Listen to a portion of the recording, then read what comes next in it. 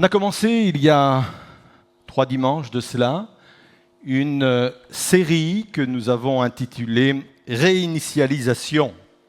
Je pense que maintenant, vous savez tous ce que ça veut dire. Vous le saviez sans doute avant, je ne vous ai rien appris, mais peut-être que pour certaines personnes, ce n'était pas encore très clair dans vos esprits. C'est le petit bouton « Reset » qui est sur nos ordinateurs et qui permet de relancer le système quand il est bloqué, quand il rame, quand on n'en peut plus d'attendre. Alors on appuie sur Reset et on remet le réglage à sa valeur initiale. Réinitialisation. C'est moi qui dois le dire, alors c'est compliqué pour moi, d'accord ? Ce reset est toujours possible dans une vie. On l'a vu dans le premier message, la vie n'est pas une fatalité. Je peux toujours repartir à zéro. Même si parfois je peux vivre des sorties de route, il y a toujours possibilité de relancer le système. Et c'est ça, bel et bien, le message de l'Évangile. Aujourd'hui, on va parler de la réinitialisation de nos pensées, avec ce titre « Apprendre à penser différemment ». Je pense qu'il y a des fils qui vont se toucher ce matin et qu'il va y avoir peut-être parfois des courts-circuits parce que le domaine de la pensée, c'est un domaine qui nous impacte directement. Cet exercice d'apprendre à penser différemment est un impératif divin. On le voit dans l'Épître aux Romains, chapitre 12, verset 2, où il est dit ceci: « Ne prenez pas comme modèle le monde actuel, mais soyez transformés par le renouvellement de votre intelligence. » Et le mot intelligence, ici c'est le mot grec nous, qui veut dire esprit, mais qui veut dire également pensée. Il est traduit ailleurs dans d'autres textes bibliques, ce mot nous par pensée. La Bible donc dit que nous vivons une transformation par le renouvellement de notre intelligence, le renouvellement de nos pensées. Et c'est important de le comprendre parce que ma transformation personnelle, celui de mon environnement, celle de certaines de mes situations, passe par un renouvellement de pensée. D'une façon pratique, peut-être que je suis ce matin dans une situation, j'arrive pas à en sortir, il y a un blocage, je mets toute mon énergie, je mets tout mon effort, je prie même parfois, je jeûne et je prie même parfois, et j'arrive pas à sortir de cette situation, et je ne sais pas comment faire, et parfois Dieu me dit, tu es bloqué dans cette situation, parce qu'il faut que tu apprennes maintenant à penser différemment. Il faut que tu relances ton système. Jusqu'à présent, tu fonctionnais comme ça. Jusqu'à présent, tu avais des schémas de pensée comme cela. Mais aujourd'hui, je te demande de relancer le système et de penser différemment. 3 choses que la Bible m'apprend sur mes pensées. Tout d'abord, toute transformation commence par le changement de mes pensées. Dieu dit, il faut que je pense différemment. Je vais vous raconter l'histoire de cet homme qui était mondialement connu au XIXe siècle, qui s'appelait Harry Houdini. On disait de lui que c'était le magicien le plus célèbre de l'histoire de cette profession, entre guillemets. Et encore aujourd'hui, je lisais des articles et on faisait référence à lui parce qu'on dit encore aujourd'hui, il n'a jamais été égalé dans sa façon de faire de la magie. Et notamment, il avait une spécialité, c'est qu'il se laissait régulièrement enchaîner dans différents endroits, de différentes manières, avec de multiples chaînes, avec des cadenas, et à chaque fois, il en ressortait libre. Son nom était synonyme d'évasion, son nom était synonyme de capacité à sortir de situations apparemment impossibles. Et une fois qu'il avait défié tous les cadenas, qu'il avait défié toutes les chaînes, il a commencé à lancer un défi au monde entier. Il a dit, je suis prêt à visiter toutes vos prisons les plus sécurisées du monde. Je vous mets au défi de m'enfermer dans ces cellules et vous allez voir si je n'en sors pas. C'était son défi qu'il avait lancé au monde. Alors il a commencé son voyage et comme c'était quelqu'un qui savait jouer déjà à cette époque des médias, la page imprimée bien entendu, sa réputation est allée, on l'attendait dans chaque pays. D'ailleurs même les pays se battaient pour le faire venir parce que c'était vraiment un espoir, c'était un événement important. Et de prison en prison et d'État en État, il allait comme ça et il ouvrait toutes les prisons. Et un jour il s'est retrouvé dans une cellule où il a bloqué. Il a passé 2 heures, il avait un système de crochet, il avait tout ce que vous voulez. Il est resté 2 heures là, sans pouvoir ouvrir cette porte. Il voyait déjà les titres des journaux, il voyait déjà sa réputation, sa célébrité être un peu émoussée. Et il était vraiment complètement désespéré après 2 heures de tentative, que dans un geste désespéré, il a appuyé tout son corps contre la porte en disant « je ne vais pas réussir ». Et en appuyant tout son corps sur la porte, celle-ci s'est ouverte toute seule. En fin de compte, la porte n'avait jamais été fermée à clé.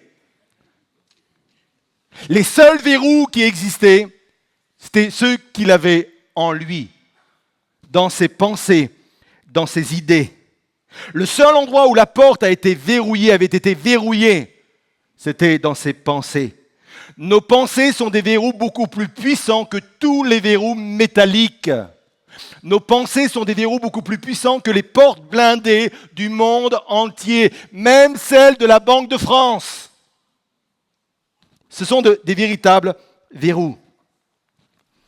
En passant, c'est ce type de verrou qui a enfermé le peuple d'Israël dans un désert pendant 40 années. Alors qu'en principe, 11 jours auraient suffi pour en sortir. Mais ils ne trouvaient pas la sortie, ça semble bizarre. Ils n'arrivaient pas à ouvrir la porte qui allait les sortir du désert pour entrer dans le pays promis. 40 années. Et le problème, ce n'était pas le désert. Le verrou n'était pas le désert. Les verrous étaient là. C'est pour ça qu'en opposition, Dieu va dire que Caleb et Josué étaient animés d'un autre esprit, littéralement d'une autre pensée. Ils avaient une autre façon d'envisager les situations. Ils savaient penser autrement, contrairement à ces milliers d'Hébreux qui, eux, étaient focalisés avec des verrous dans leur tête sans jamais pouvoir sortir de cette situation. Ça nous parle, ça nous interpelle. C'est la première chose que j'ai besoin de comprendre. Toute transformation commence par le changement de mes pensées. Deuxième chose, mes pensées contrôlent ma vie. C'est la raison pour laquelle la Bible me demande de prendre garde à la façon de penser. Peut-être vous le dire comme ça, mais penser n'est pas neutre. Penser n'est pas sans conséquence. Proverbe 4, verset 23 dit ceci, « Par-dessus tout, veille soigneusement sur ton cœur, car il est à la source de tout ce que fait ta vie. » Une autre version, une version anglaise moderne, dit ceci, « Faites attention à ce que vous pensez, car votre vie est façonnée par vos pensées. » Je suis la somme totale de tout ce que je pense. Si je pense négativement, je vais devenir une personne négative. Si je pense argent, argent et encore argent, je vais devenir une personne cupide. Si je pense vengeance, vengeance, vengeance, je vais devenir une personne rancunière. Et je pourrais multiplier comme cela. Je suis la somme totale de tout ce que je pense. Proverbe 23, 7 va dire ceci, « Car il est comme les pensées de son âme. » Avant de penser, avant de réfléchir, posez-vous cette question. Est-ce que je veux devenir cette personne-là? Est-ce que je veux devenir comme l'état de mes pensées, comme le thème préféré de mes pensées? Troisièmement, mes pensées contrôlent ma vie, mais je peux contrôler mes pensées. Et c'est ça la bonne nouvelle de l'Évangile. Oui, c'est pas neutre de penser. Oui, penser a un impact directement sur ma vie, mais la Bible dit que je peux contrôler mes pensées. 1 Pierre 5, verset 8, il est dit ceci, « Soyez sobres, veillez. Votre adversaire, le diable, rôde comme un lion rugissant, cherchant qui dévorer. » Et le mot « sobre », il est très mal utilisé ou il est très mal emprunté. C'est le mot « népho » qui veut dire littéralement concentrer son esprit, concentrer ses pensées. C'est sur quoi je fais focus. C'est ça l'idée qu'il y a derrière. Il y a même l'idée de discipliner nos pensées, de remettre de l'ordre dans nos pensées. C'est cet appel à reprendre le contrôle de mes pensées. Je sais que ce n'est pas toujours simple, mais il est important de reprendre le contrôle de nos pensées. Sinon, quelqu'un d'autre va en prendre le contrôle. Dans le contexte de l'épître de Pierre, c'est notre adversaire le diable. Et c'est ça que veut dire ce verset. Peut-être qu'on peut le remettre pour bien le visualiser. Soyez sobres, contrôlez, disciplinez vos pensées. Si vous n'arrivez pas à discipliner vos pensées, votre adversaire est là vraiment en guet-apens, il est là à l'affût. Votre adversaire le diable rôde comme un lion rugissant cherchant qui il peut dévorer. C'est le terrain de nos pensées qu'il attend. C'est le terrain de nos pensées qu'il cherche. Et pas uniquement laisser nos pensées sous le contrôle de l'adversaire, mais aussi de notre entourage, de nos fréquentations, des médias, bref, de tout ce qui nous entoure. La Bible me montre que je dois garder le contrôle. Ne pas garder le contrôle de ses pensées, c'est donner les clés de ma maison à des inconnus. C'est lui dire « fais comme chez toi ». Je dois reprendre le contrôle de mes pensées. Parfois même, mes pensées peuvent être influencées par des personnes qui sont de bonne foi, qui nous aiment, qui veulent notre bien. Reprends le contrôle de tes pensées. Matthieu 5, verset 8, il est apparu brièvement tout de suite.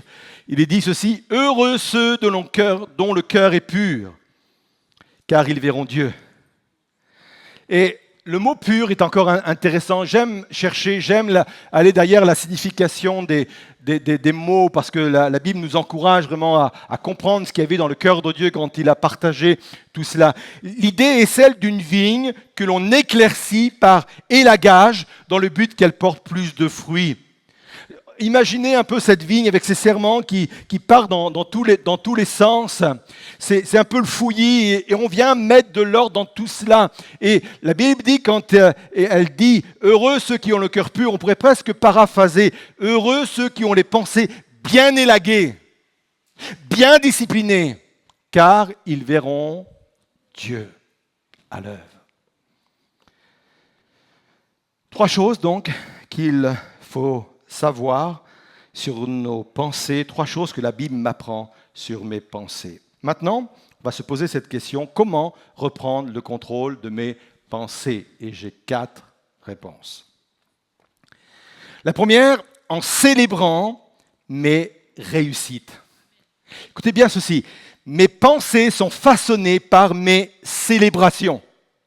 Célébrons nos victoires plutôt que nos défaites. Et le plus grand exemple, en fin de compte, c'est Dieu lui-même. Dieu a créé le monde en 6 jours ou en 6 époques. Je ne veux pas de débat sur le sujet, c'était des jours de 24 heures ou pas. Bref, Dieu a créé le monde en 6 jours. Le premier jour, quand il a mis des actes de création, le monde était loin d'être parfait.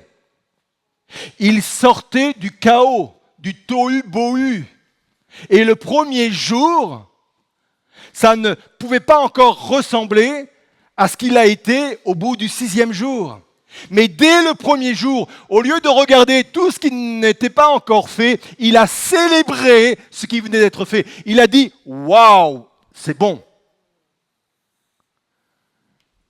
Le deuxième jour, il va faire exactement la même chose. Il va célébrer les avancées. Il va faire une célébration de ce qui vient d'être fait. Il ne regarde pas tout ce qui reste à faire, tout ce qui ne va pas encore, mais il dit « Waouh ». Le « waouh », c'est moi. Hein. « Waouh », c'est bon. Devinez ce qu'il a dit le troisième jour? Ouais, « waouh », c'est bon. Quatrième jour. Cinquième jour, c'est bon. Attention, il y a un piège. Sixième jour, c'est très bon. C'est très bon. Quand il a vu l'homme et la femme au milieu de cette création, il n'a pas fait « Waouh, c'est bon », il a fait « Waouh, c'est très bon ».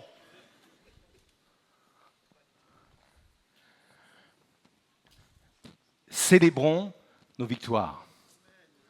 Chaque jour.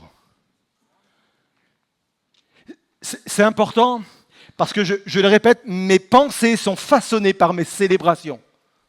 Si chaque jour je dis merci au Seigneur pour ce que j'ai vécu, si chaque jour je dis merci au Seigneur pour les bonnes choses qui se sont bien passées, si je dis merci au Seigneur pour les bonnes surprises, si à chaque fois je célèbre ce qui est bon, si je célèbre la réussite, mes pensées sont façonnées de cette façon-là. Et je suis bien conscient que parfois, on célèbre tout ce qui ne va pas. Alors chérie, c'était aujourd'hui, oh, je t'en parle même pas. Ça ne veut pas dire qu'il faut occulter les choses qui ne se sont pas bien passées, mais il faut mettre en avant les choses qui se sont bien passées. Comment reprendre le contrôle de mes pensées? En exposant mes pensées à une pensée supérieure. Et les pensées de Dieu sont des pensées supérieures. Ésaïe 55, verset 8. « Car vos pensées ne sont pas mes pensées, et vos voix ne sont pas vos voix. Car j'ai prescrite, déclare l'Éternel, autant le ciel est élevé au-dessus de la terre, autant les voix que je vous ai prescrites sont élevées au-dessus de vos voix. Autant mes pensées sont élevées loin au-dessus des vôtres. » Dieu n'a pas d'opinion. Dieu n'a que des vérités. Vous savez, une opinion, elle peut être bonne ou mauvaise. Hein. Puis ça n'engage que la personne. Puis c'est peut-être que c'est même pas vrai. Quoi. Moi, d'ailleurs, on le dit. Je ne sais pas ce que tu en penses, mais moi, c'est mon opinion. Dieu n'a pas d'opinion.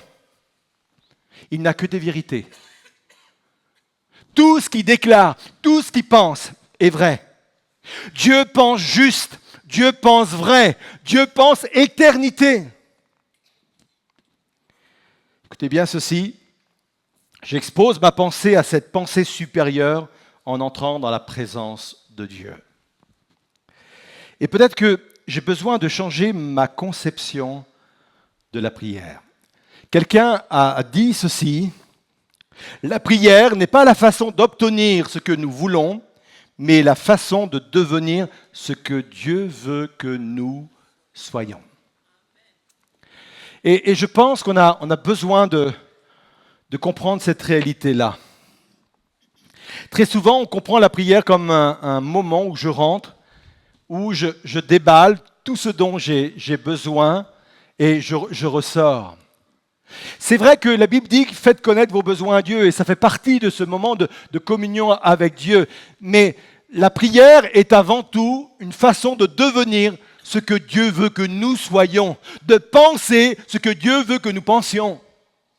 Et je pourrais vous dire que dans ma vie, dans ma piété personnelle, c'est ce moment-là, c'est cet aspect-là qui à chaque fois me fait entrer dans la présence de Dieu. C'est ce qui me motive à rentrer dans la présence de Dieu. Surtout après une nuit où j'ai cogité.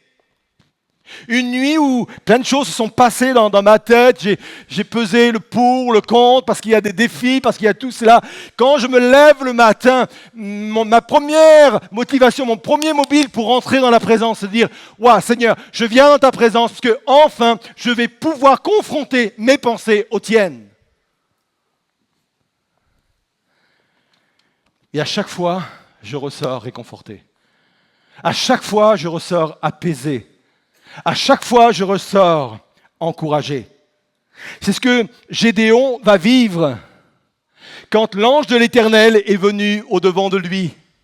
L'ange de l'Éternel, dans l'Ancien Testament, c'est Jésus, ce sont les apparitions de Jésus. Et quand Gédéon va être confronté aux pensées de Jésus, aux pensées de l'ange de l'Éternel, sa façon de penser va changer. Il va changer d'idée sur lui-même. Il se voyait faible, Dieu le voit fort.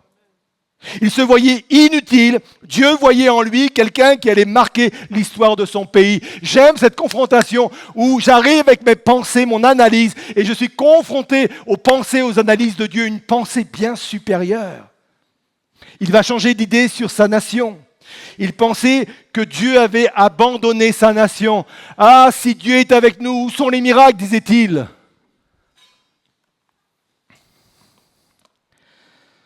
Dieu est en train de lui dire qu'il n'a jamais cessé de porter une attention particulière sur son peuple. Au contact de la pensée de l'ange de l'Éternel, il va changer d'idée sur la situation. Il pensait que les Gabaonites étaient plus forts qu'eux. Je vous rappelle que les Gabaonites, c'était un peuple qui régulièrement entrait dans le pays, ravageait les cultures, prenait la moisson, prenait ce qu'il y avait dans les greniers, et ça a duré pendant 7 années. Et au bout de 7 années, Gédéon se disait, mais on n'en verra jamais le bout en fin de compte. Et parfois, on est dans cette situation-là parce que les événements se répètent mois après mois, année après année, et nos pensées se forgent à cela, et nos pensées se disent, mais oui, on n'en verra jamais le bout. Il a changé d'idée sur la situation. Dieu lui a dit, j'ai décidé de mettre fin à cette exaction. Quand l'ange de l'Éternel est rentré dans le pressoir où était Gédéon, la pensée de Gédéon a été transformée par la pensée de l'ange de l'Éternel. Il a changé d'idée sur la stratégie adoptée. La stratégie de Gédéon était celle de « sauvons les meubles ». Il était en train de mettre un peu de blé de côté pour sa propre famille et se disait en lui-même « au moins c'est ça qu'ils n'auront pas ». C'était sa stratégie. On va essayer de faire petit, on va essayer de mettre un peu de côté. Et Dieu est en train de lui dire au travers de l'ange de l'Éternel, attends, toi c'est ta stratégie, dans ta pensée, tu as imaginé cela, mais moi je viens te confronter à ma pensée supérieure, et ma pensée supérieure, c'est que tu vas lever une armée. C'est pas simplement je fais ce que je peux, c'est pas simplement je mets de côté ce que je peux, moi je te dis que tu vas lever une armée, et que tu vas être le libérateur de ton peuple. Et je pourrais multiplier les exemples de Gédéon et d'autres, où quand on rentre dans la présence de Dieu, on est confronté à une pensée supérieure, et cette pensée supérieure, c'est celle de Dieu. Et quand je suis confronté à cette pensée supérieure, ma pensée s'aligne sur les pensées de Dieu. Je ne sais pas si vous vivez votre moment de communion avec Dieu comme cela, mais je vous invite à vivre votre communion de Dieu, votre communion avec Dieu de cette façon-là. Comment ? Pour reprendre le contrôle de mes pensées en célébrant mes réussites, en exposant mes pensées à une pensée supérieure et en comptant également sur le Saint-Esprit. On en parlait vendredi soir sur la nécessité de penser que le Saint-Esprit était en nous. Francky a parlé de cela dans sa méditation. Et je pense que plus que jamais, il est important de réaliser que nous, le peuple de Dieu, nous avons l'Esprit de Dieu en nous. Et il est dit ceci, Jean 16, verset 13, j'ai passé un texte, Jean 16, verset 13, « Mais quand lui, l'Esprit de vérité, viendra, il vous guidera dans toute la vérité. Il ne parlera pas tout seul, il ne dira pas ce qu'il entendra, il vous dira encore et il dira ce qui est encore à venir.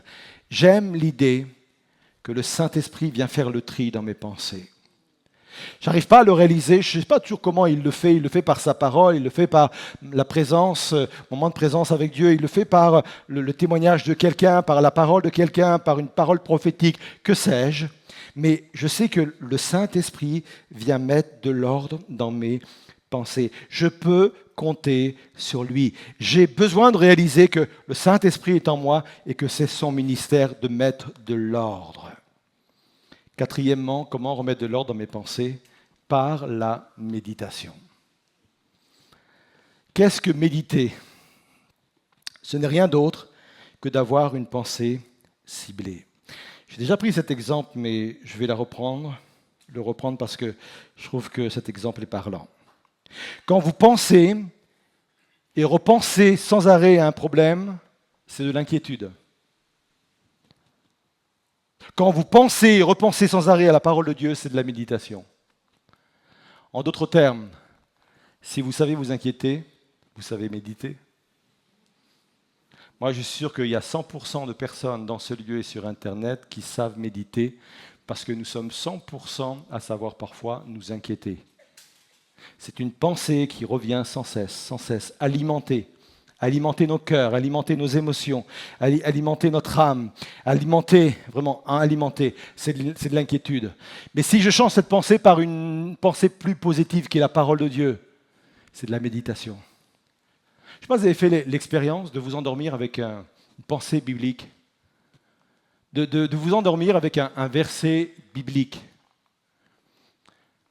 Vous savez que notre cerveau, il travaille la nuit. Faites l'essai. Vous endormez avec une pensée biblique. Ça vient faire son œuvre. C'est de la méditation. Et en plus, vous dormez. Et peinard, hein? Même dans la journée, je médite et le matin, j'essaie de garder un verset pour moi dans la journée et je le repasse dans mon cœur. Quand je suis confronté à quelque chose qui me dépasse, je me raccroche à des promesses, je me raccroche à des versets. C'est de la méditation, ça. Je passe dans ma tête les proclamations de la parole de Dieu. C'est pour ça que certaines personnes mettent des louanges aussi. Ça marche aussi comme ça. Écouter des louanges, ce n'est pas uniquement de l'adoration, des louanges, c'est aussi de la méditation. Parce que je ressasse dans mes pensées, je repasse dans mes pensées des proclamations de Dieu, des proclamations de la parole de Dieu.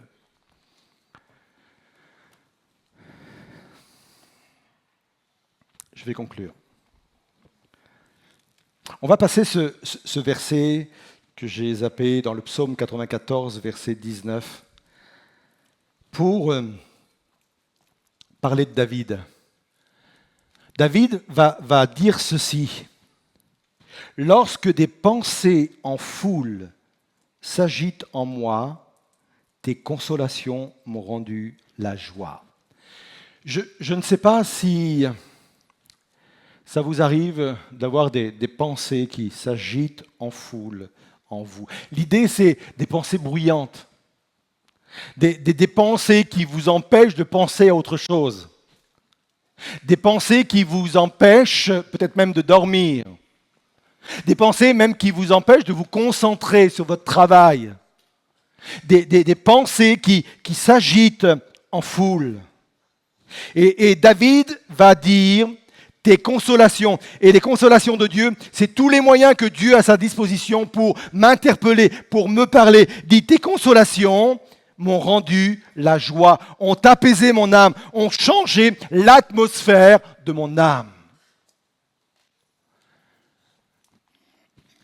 Je ne sais pas ce qui vient s'agiter au plus profond de vous ce matin, mais je crois que la réinitialisation de vos pensées, c'est pour vous. Je pense que apprendre à penser autrement, c'est à la portée de nous.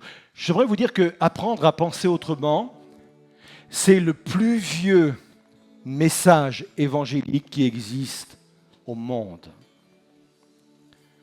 Ça porte un nom, c'est le mot repentance. On le trouve plus de 1000 fois dans la parole de Dieu. Jésus, d'abord Jean-Baptiste, Jésus ensuite a prêché la repentance. Et parfois, le mot repentance, on le comprend uniquement comme des moments de pénitence où on est là en train de se frapper la poitrine en disant « Aie pitié de moi » et on donne sa vie, on donne son cœur au Seigneur. C'est qu'une petite partie. La repentance, c'est bien autre chose que cela. Le mot repentance, en grec, c'est métanoïa. Et métanoïa veut dire penser autrement. Changer notre façon de penser. La vraie repentance, c'est ça. Il n'y a pas de changement de direction sans changement de pensée. Ma direction est déterminée par ma façon de penser. Ah, c'est pas rien. Moi, je suis conscient que c'est un sujet sur lequel il faudra revenir. Pas dimanche prochain, mais peut-être dans les mois à venir. Tellement il est important et tellement il vient impacter ma vie. Mais je crois que ce matin, il y a quelque chose à vivre. Je voudrais vous inviter à vous lever à votre place. Et je souhaiterais que l'on puisse reprendre ce chant qu'on a chanté juste avant la prédication, où il est question que les forteresses vont s'abaisser. Dans la parole de Dieu et dans le Nouveau Testament, entre autres, les forteresses sont comparées à nos pensées. La Bible dit que Christ est venu pour abattre ces forteresses-là, pour rendre captive toute pensée à l'obéissance de Christ. C'est le texte même où il est question des citadelles qui sont dans nos pensées. Et je voudrais m'adresser ce matin à ceux et celles qui peut-être se sentent enfermés dans des citadelles, dans des schémas de pensée,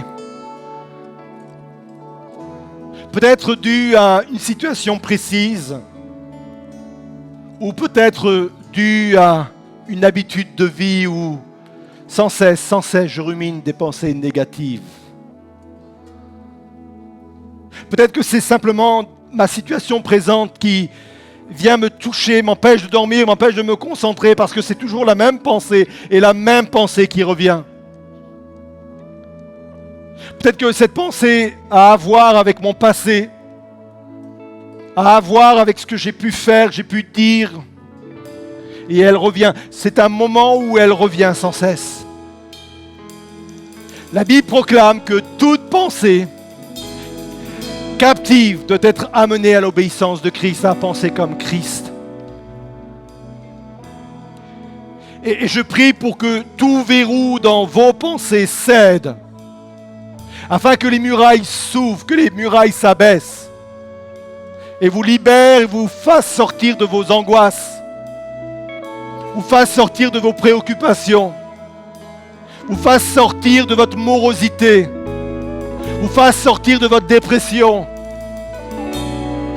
étant captive et captive de vos pensées. Alors pendant que le groupe de louanges va chanter ce chant, je crois qu'il y a des victoires à remporter dans ce domaine-là ce matin. Je crois à l'importance de marquer les temps, je crois à l'importance de prendre position dans ce que nous venons de partager.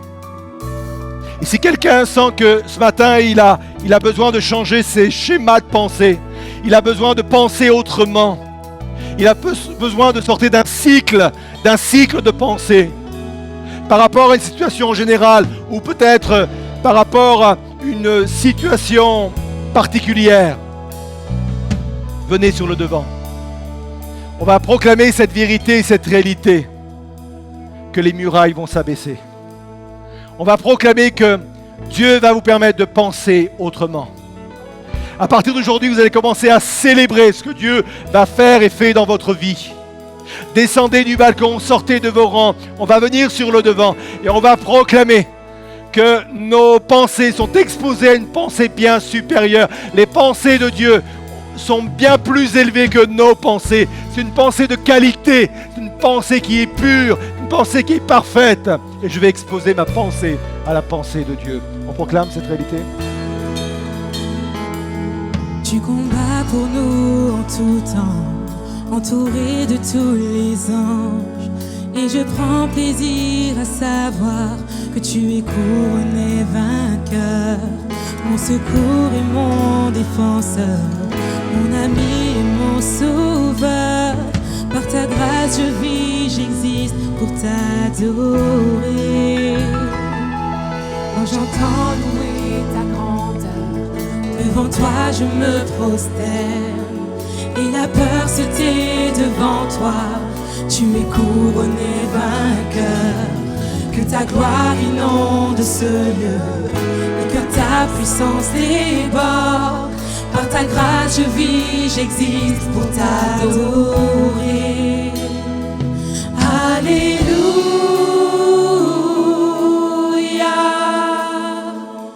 tu as triomphé, tu as triomphé. Alléluia, Jésus, tu as triomphé du monde.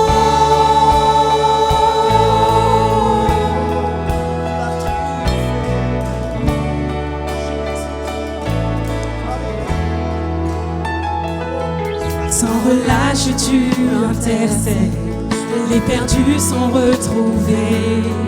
Tu ne seras jamais vaincu, car tu es couronné vainqueur. Oh Jésus, tu es le Messie, l'espérance du monde entier. Par ta grâce je vis, j'existe pour t'adorer. Alléluia, Alléluia. Oui, tu as triomphé, tu as triomphé, tu as triomphé. Alléluia. Oui, Jésus, tu as triomphé du monde.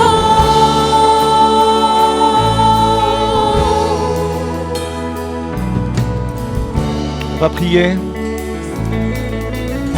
On va prier avec vous pour que la grâce de Dieu vous fasse sortir de vos schémas de pensée. Peut-être que tu ne trouves pas la sortie comme le peuple d'Israël n'arrivait pas à trouver la sortie de sa thématique de pensée.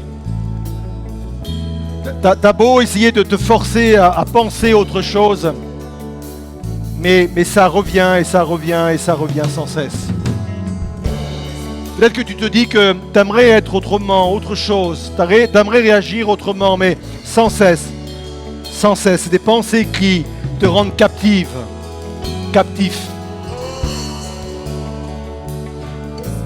J'aimerais proclamer que le Dieu que je sers, celui qui a une pensée parfaite, celui qui a une pensée supérieure, et celui qui veut maintenant impacter tes pensées. Il veut briser les verrous de tes pensées pour te faire sortir dans ton schéma, pour t'apprendre à penser autrement. Je veux prier pour que toute pensée négative sorte de vos esprits. Je priais pour que tout sentiment, émotion, d'inquiétude soit assujetti à des pensées nouvelles. Je proclame que les murailles qui vous entourent et qui vous emprisent dans des pensées, dans des systèmes de pensée, sont à terre. Parce qu'ils sont confrontés maintenant aux pensées de Dieu. Alors on proclame que les murailles de vos pensées, de vos esprits, de vos idées s'abaissent. Les forteresses tomberont, et les hauteurs s'abaisseront. Tu es couronné vainqueur, tu es vainqueur, tu es vainqueur. Les forteresses tomberont, et les hauteurs s'abaisseront. Tu es couronné vainqueur, tu es vainqueur, tu es vainqueur. Les forteresses tomberont, et les hauteurs s'abaisseront. Oui, tu es couronné vainqueur, tu es vainqueur, oui, tu es vainqueur. Les forteresses tomberont, et les hauteurs s'abaisseront. Tu es couronné vainqueur, tu es vainqueur, tu tu es vainqueur. Béni soit ton nom. Tu passes vraiment, Seigneur Jésus, dans ce lieu. Et tu t'arrêtes devant chaque personne. Et tu connais, toi. Tu connais ce qu'il y a dans le cœur et les pensées des hommes, Seigneur. Tu n'as pas besoin qu'on t'en apprenne, Seigneur. Tu le sais parfaitement. Et je te prie qu'il y ait une véritable libération ce matin, Seigneur. Qu'il y ait une véritable libération. Je veux entendre les chaînes tomber, Seigneur. Je veux entendre les murailles s'écrouler, Seigneur Jésus. Oh, Seigneur. Tu sors ces personnes de leur système de pensée, Seigneur. Merci pour ton esprit qui vient faire le tri. Merci pour ta parole qui vient affirmer le contraire de leur pensée, Seigneur. Merci pour l'esprit qui vient dire ce qui est vrai, Seigneur, pas ce qui est faux. Que tout mensonge, Seigneur Jésus, soit dénoncé dans leur vie maintenant, Seigneur. Que toute pensée mensongère soit dénoncée maintenant dans le nom de Jésus. Qu'il y ait un éclaircissement de leur esprit, qu'il y ait un élagage de leur esprit, Seigneur, afin qu'ils puissent voir Dieu, qu'ils puissent voir ta gloire se manifester dans leur vie, Seigneur. Seigneur, que maintenant chacun apprenne à célébrer chaque victoire, à célébrer chaque moment important de leur vie, chaque moment où la situation s'est bien passée, Seigneur. On met de côté les célébrations négatives. On met de côté les célébrations qui ne te glorifient pas, mais on célèbre les bonnes choses. Seigneur Jésus, nos pensées sont façonnées par nos célébrations, Seigneur. Oh Jésus. Alléluia. Alléluia.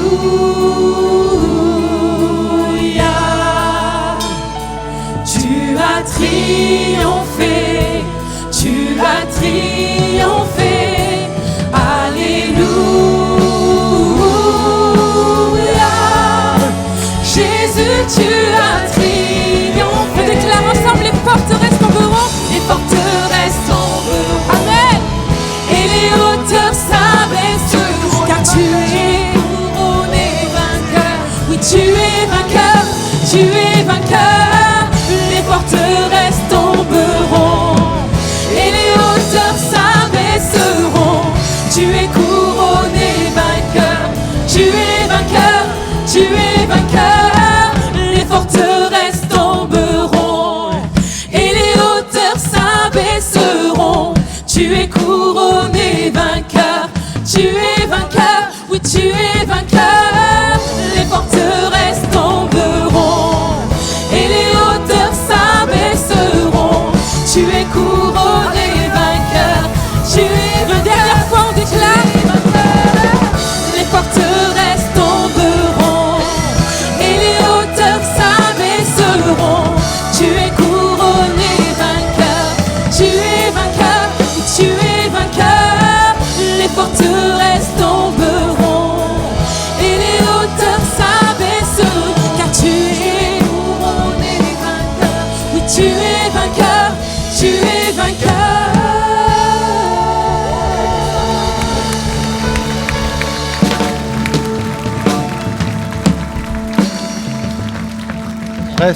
On reste encore dans le recueillement quelques instants. Deux directions de pensée qui me viennent à l'instant. Plusieurs des personnes qui sont avancées, mais également ceux qui sont restés et également ceux qui nous suivent sur Internet, connaissent depuis plusieurs mois et d'autres, même ça dure depuis quelques années. Les nuits sont souvent agitées. C'est souvent des cauchemars. Pour certains, c'est le même cauchemar qui revient. Ça impacte ta vie de tous les jours. Ça impacte tes journées. Je veux proclamer sur ces cauchemars à répétition que Dieu vient mettre d'autres rêves, que Dieu vient mettre d'autres pensées, que Dieu vient mettre une autre atmosphère dans tes nuits. Il y a cette pensée également de jeunes étudiants qui vivent la chose comme un harcèlement et qui sont obnubilés par l'idée qu'ils sont mal aimés de leurs camarades. Ça impacte le fait d'aller sereinement à l'école, au lycée, à l'université. Ça impacte même, bien entendu, le domaine relationnel. Ça impacte même les études, la qualité des études qu'ils mènent. Ils essaient même, et malgré cela, à penser autrement, à penser qu'ils sont bien plus que ce qu'ils pensent. Mais ça revient, il retourne toujours. Je veux proclamer que le Saint-Esprit vous révèle votre véritable identité en Jésus-Christ. Vous êtes enfant de Dieu, aimé de Dieu, précieux pour Dieu. La dévalorisation ne vient pas de Dieu. Et il ne te dit pas cela pour te faire plaisir. Il le dit parce que c'est vrai. Il le dit parce qu'il le pense. Et qu'aujourd'hui, tout ce type de pensée quitte vraiment ton esprit et tes pensées.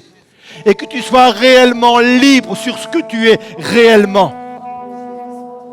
Tu n'es pas ce que tu penses de toi. Tu es ce que Dieu pense de toi. Tu n'es pas ce que tes camarades pensent de toi. Tu es ce que Dieu pense de toi. Ce que la parole dit sur toi.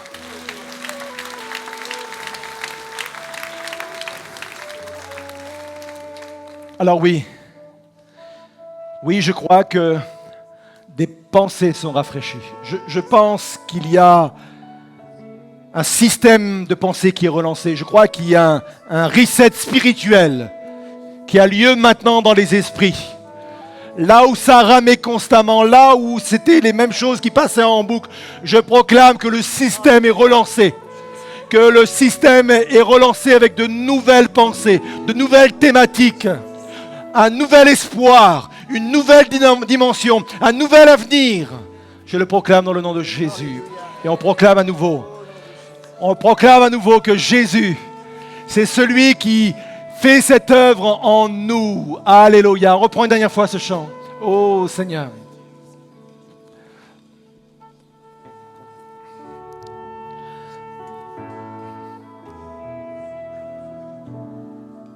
Les forteresses tomberont et les hauteurs s'abaisseront. Tu es couronné vainqueur, tu es vainqueur, tu es vainqueur.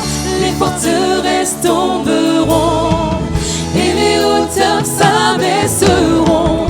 Tu es couronné vainqueur, tu es vainqueur, oui tu es vainqueur. Les forteresses tomberont et les hauteurs s'abaisseront. Tu es couronné vainqueur, tu es vainqueur, oui tu es vainqueur. Les forteresses tomberont et les hauteurs s'abaisseront. Tu es couronné vainqueur, tu es vainqueur, tu es vainqueur. On va le reprendre. Et en repartant à vos places, marchez sur les débris de vos forteresses. Marchez sur les décombres de vos forteresses. Et elles sont à terre. C'est une nouvelle façon de vivre, une nouvelle façon de faire. Oui. Oh. À la croix, ton œuvre accomplie, ton corps fut enseveli. La mort n'a pu te retenir, car tu es couronné vainqueur. Oh, alléluia.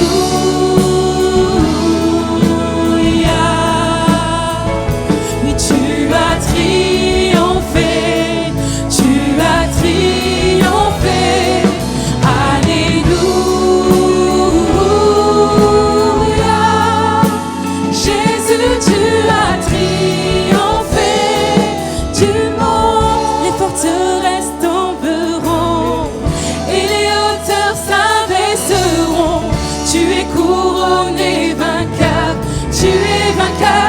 Tu es vainqueur,